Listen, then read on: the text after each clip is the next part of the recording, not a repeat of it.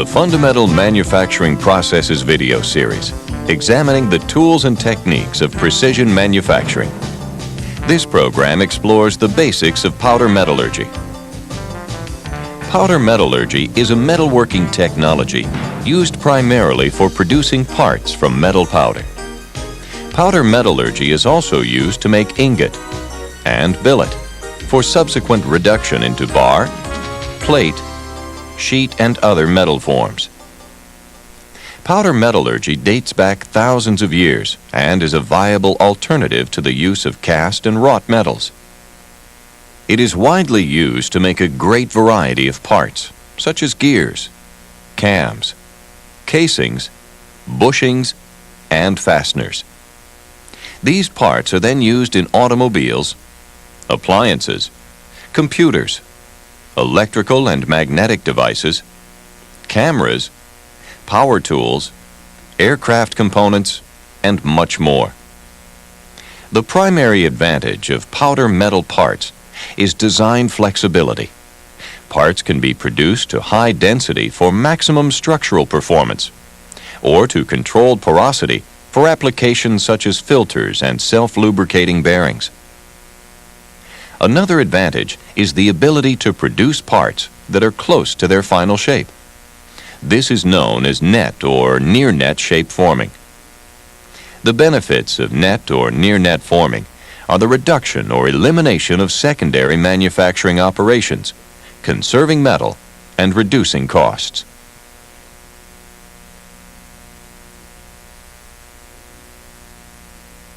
Metal powders for parts production are available in numerous types and grades to meet a wide range of specifications and performance requirements. These metal powders include iron and steel, which are the most common, along with copper, aluminum, nickel, cobalt, molybdenum, tungsten, tungsten carbide, titanium, tantalum, magnesium, and others. Metal powders are produced by physical or mechanical methods. Atomization is the most common physical method. It involves breaking up a stream of molten metal with a jet of high-pressure water or inert gas, such as nitrogen or argon. Resultant droplets solidify and settle as powder particles at the bottom of a tank and are collected. Water-atomized particles tend to be irregular in shape, and gas-atomized particles are more spherical. Other atomization techniques include vacuum or soluble gas atomizing, the rotating electrode process, which uses helium as the inert gas, and several rapid solidification processes. Mechanical methods of producing metal powders include milling in either hammer, rod, ball, grinding, or attrition mills. These mechanical methods are used mainly to reduce particle size of hard and brittle powders, such as oxide powders, or for alloying, blending, and work hardening.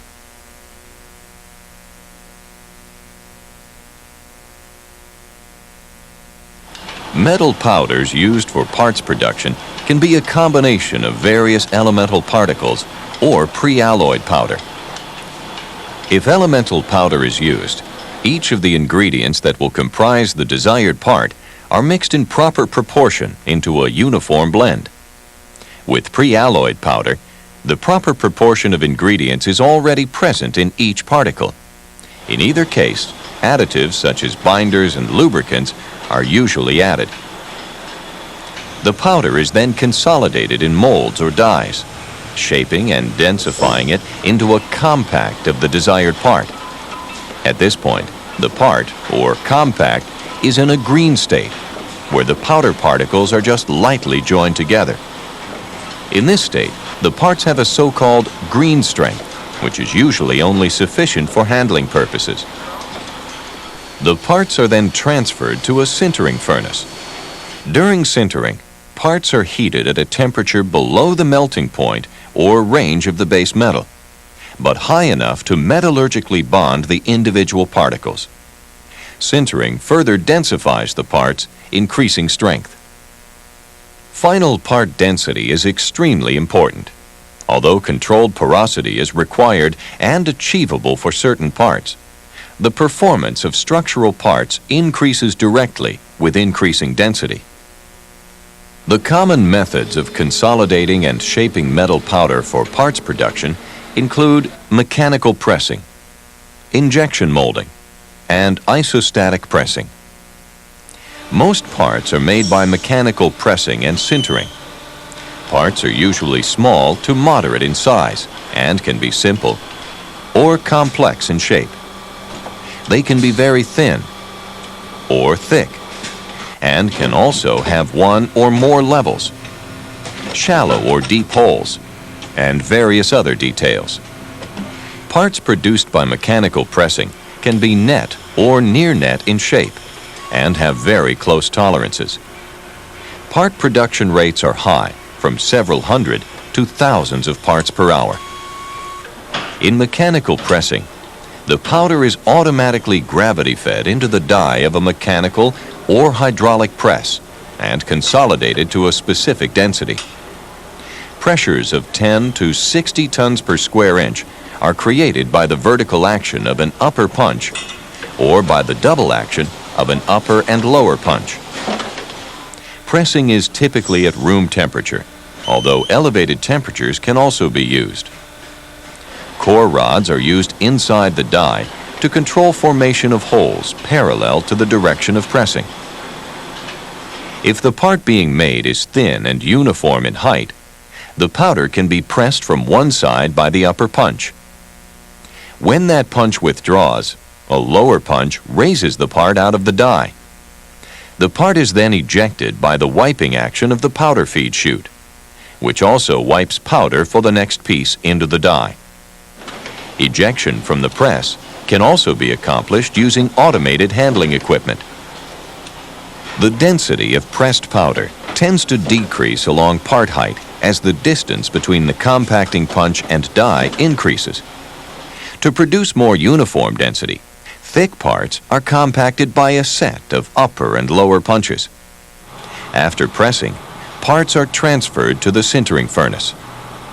Sintering furnaces include preheat, high heat sintering, and cool-down zones, each having a controlled atmosphere.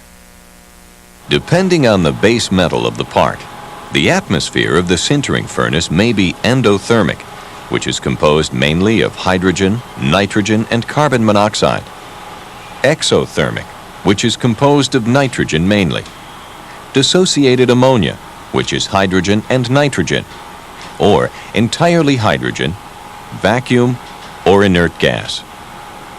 To ensure proper sintering, the heating rate, maximum sintering temperature, time at the sintering temperature, cooling rate, and furnace atmosphere must be closely controlled. After sintering, parts may require additional processing in secondary operations to achieve net shape and/or meet performance requirements. Secondary operations include repressing, forging, sealing, machining, heat treating, steam treating, plating, and joining. Repressing is occasionally used when mechanical pressing and sintering do not yield sufficient density to meet the part's required performance. Repressing is also used to coin or size parts to close tolerances.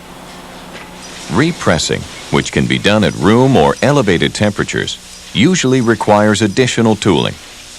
The part may have to be annealed or softened first, or sinter annealed during sintering. Forging refers to hot forming a preform that has been partially shaped and densified by mechanical pressing or sometimes isostatic pressing. Forging can provide both vertical and lateral metal deformation. It is used to increase density and provide more complex or net shapes than can be achieved by mechanical pressing and sintering alone. Density can approach full or theoretical density. Forging can also refine a part's grain structure, improving its structural performance. Most forgings are alloy steel. They are used extensively in the aerospace and auto industry for various parts. part porosity can be eliminated or substantially reduced by impregnating or sealing a part with a polymer resin or a metal having a lower melting point than that of the part base metal. Copper is commonly used for iron parts. Copper slugs are placed on the parts and passed back through the sintering furnace. The copper melts and infiltrates the pores and, on cooling, solidifies. Secondary machining operations are needed because side details, such as grooves and holes that are transverse to the pressing direction, are impossible to produce by the vertical action of mechanical pressing. These machining operations include turning, milling, grinding, drilling, and tapping. Choosing the proper coolant is extremely important when machining powder metal parts, especially for porous parts because the coolant may be absorbed and react with the base metal. Heat treating is used to modify a part's properties. Surface hardening increases wear resistance while maintaining toughness at the part's core.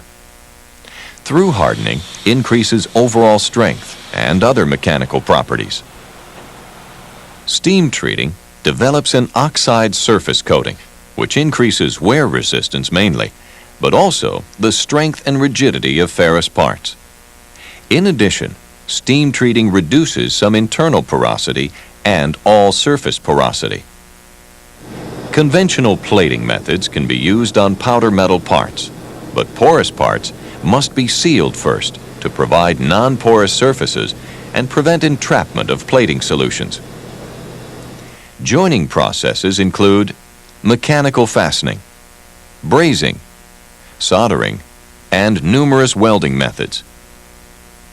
Most of these secondary operations are also applicable to powder metal parts made by injection molding or isostatic pressing. Injection molding of metal powder is used to produce very complex and intricate parts. Holes in almost any direction, undercuts, threads, and other details can be molded, markedly reducing or eliminating the need for subsequent machining.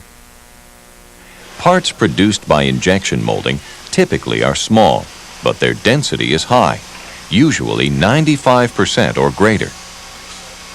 Common metals used for injection molding include iron-nickel-copper alloys, iron-silicon alloys, some alloy and stainless steels, and special electrical and magnetic alloys. Overall, injection molding involves powder mixing, injection molding, debinding, and sintering. The powder is mixed with a thermoplastic binder at an elevated temperature, then hardened by cooling to room temperature and granulated to produce the feedstock for molding. The feedstock is heated in the feed barrel of an injection molding machine. Once it reaches temperature, the feedstock is injected into a mold, which may have one or multiple cavities of the part to be produced. Being in the green state as molded, the part is allowed to harden before ejection from the mold. Virtually none of the feedstock is wasted because sprues, runners, and even rejects can be recycled for reuse. As molded, the part is an oversized replica of the desired part. Thus, shrinkage in subsequent processing must be accurately predicted. Debinding and sintering are performed in controlled atmosphere and under controlled processing parameters. Debinding is the process of removing the binder and can be by solvent extraction and heat or by evaporation.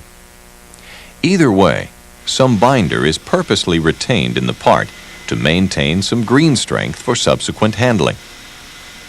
Sintering follows in a two-stage furnace. In the first stage, the remaining binder is removed at an elevated temperature. In the second stage, the part is sintered. During sintering, the part shrinks, removing almost all of the porosity. Total time for debinding and sintering can range from 8 to 24 hours or more. However, identical parts can be processed simultaneously, increasing overall production rate. Powder consolidation by isostatic pressing at room temperature is called cold isostatic pressing, or SIP. When performed at an elevated temperature, it is known as hot isostatic pressing, or HIP. Cold and hot isostatic pressing applies high pressure to the powder uniformly in all directions, thus producing consistent density.